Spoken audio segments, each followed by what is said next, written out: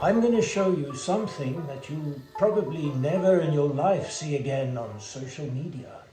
On this old table of my great-grandmother's, all the clothes that my family wore from generation to generation used to be ironed, all done the old-fashioned way by hand. We had a laundry room outside that we called the strijkkombuis, or literally the ironing kitchen.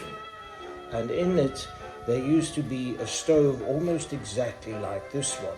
Wednesdays was laundry day. We had a large household normally. We had a big house with lots of visitors always. We were in the safari industry, so there was a lot of laundry to be done. It was all washed by hand. We had 2 laundry maids that came every Wednesday, and it took the whole day. It was a full day's job to wash the laundry, all done by hand with usually handmade farm soap.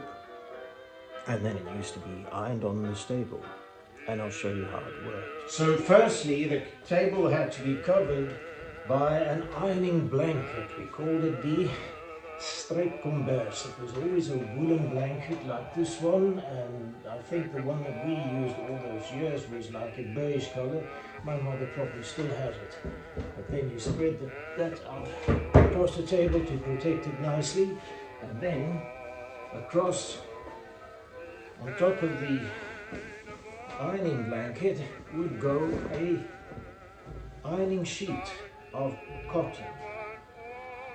And now the table was ready for the ironing.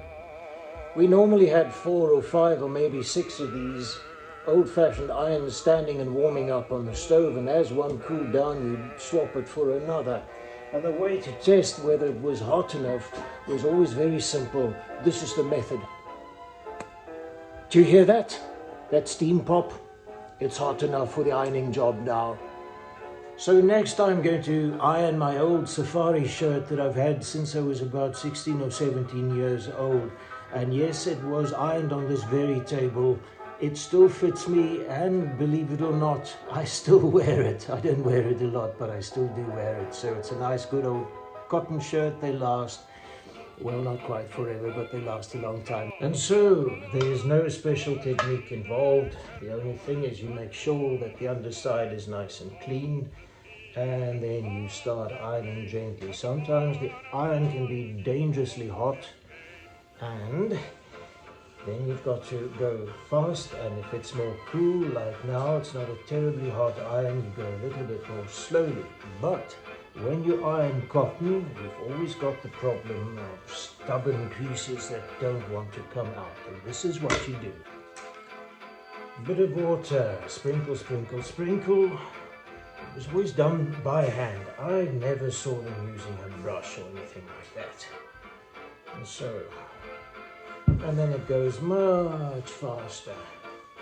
And as the iron cools down a little bit too much, well, it just goes back onto the stove until it's warm enough.